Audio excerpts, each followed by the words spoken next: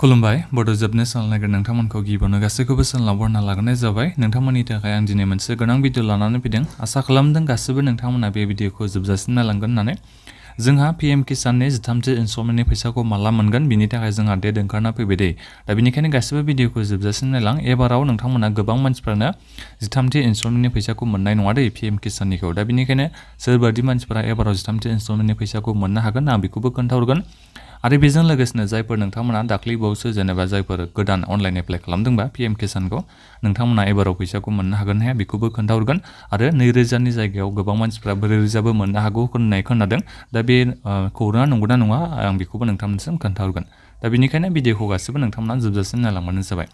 दानिया नोंथांमोना गिबियावनो खोन्थाहरनो सानदों जोंहा बे पीएम किसाननि 13थि इनस्टलमेन्टनि फैसाखौ माला मोननो हागोन फेब्रुवारिनि 27 थारिखआव नोंथांमोना फैसाखौ मोननो हागोन दे माने दिनै जोंहा फेब्रुवारिनि 25 थारिख नालाय साननैनि उनाव नोंथांमोना फैसाखौ मोननो हासिगोन फेब्रुवारिनि 27आव नोंथांमोना फैसाखौ मोननो हागोन जोंहा direct prime minister Narendra Modi बिथाङानो कर्नाटकआव मोनसे प्रग्राम दङ बिनिफ्रायनो बिथाङा फैसाखौ सोना हरगोन दे पीएम किसाननि 13थि इनस्टलमेन्टनि फैसाखौ दानिया फैदो जोंहा मेन खोथायानो जाहैबाय पीएम किसाननि 13थि इनस्टलमेन्टनि फैसाखौ सोर नोंथांमोना मोननो हागोन नोंथांमोननिसिम आं सिगाङावनो भिडिअ बानायनानै खोन्थाहरखादोंमोन जायफोर नोंथांमोना बे हानि रिलेटेड डकुमेन्ट्सफोरखौ डिस्ट्रिक्टनि एग्रिकालचार अफिसाव हैबायबा आरो इक्वेसिखौ खालामना लाबायबा आरो बेजों लोगोसेनो आधारजों बेंक एकाउन्टखौ लिंक खालामना लाबायबा नोंथांमोना फैसाखौ मोननो हागोन जायफोर नोंथांमोना बे खामानिखौ मावना लायाखै नोंथांमोना एबाराव फैसाखौ मोननाय नङा बे 100%खा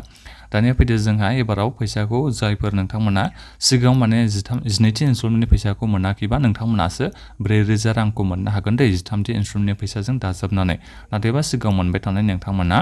बे 2000 रांखौनो मोननो हागोन दे बेखौ नोंथांमोना गोसोआव लाबानो जाबाय जेनेबा 12थि इनस्टलमेन्टआव नोंथांमोना माबाफोर जाहोननि थाखाय नोंथांमोना फैसाखौ मोनाखैबा अब्ला नोंथांमोना माने खामानिखौ मावनानै लाबायबा नोंथांमोना माने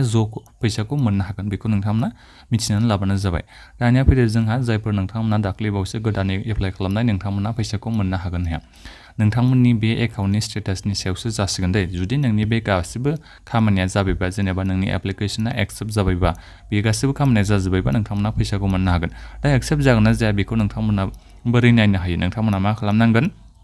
नैबे बेनिफिशियारि स्टेटास बेनिफिशियारि लिस्ट होनाय दङ आरो बेजों लोगोसे status of self register farmer बेहाय थांनानै नोंथांमोना गावनि गासिबो स्टेटासखौ चेक खालामनो हायो जुदि नोंनि नामा नैबे बेनिफिशियारि लिस्टआव फैबायबा अब्ला नोंथांमोना फैसाखौ मोननो हागोन बेखौ नोंथांमोना मिथिनानै लाबानो जाबाय जायफोर नोंथांमोना गोदानै एप्लाइ खालामनाय नोंथांमोना नोंनि नामा बे बेनिफिशियारि लिस्टआव फैगोन ना फैयाखै बेखौ नोंथांमोना नायबानो जाबाय बेनिफिशियारि लिस्टआव फैबायबा फैसाखौ मोननो हागोन बिनिफ्राय जुदि नोंनि स्टेटासा माबायदि जाना दङ बेनिफिशियारि लिस्टआव फैयाखैबा नोंथांमोना नैबे मा खालामनांगोन status of self register farmer एबा CSC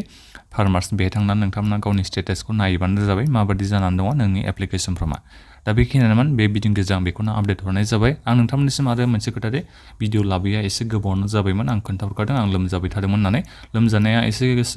सिगाङावनो हामबायमोन नाथायबा माने गोसोआ जायाखैमोन आरो भिडिअ बानायनो बेनिखायनो आं गेजेर ससेयाव भिडिअखौ बानायनाय जायाखैमोन नाथायबा नोंथांमोना दिनैनिफ्राय भिडिअखौ मोनबाय थानो हासिगोन दे दा बेनिखायनो गासिबो नोंथांमोना चेनेलाव आपडेट थाबाय थाबानो जाबाय दा नोंथांमोना माबाफोर सोंनांगौ दङबा नोंथांमोना भिडिअ कमेन्ट बक्सआव कमेन्ट खालामनो हासिगोन गोजोन्थों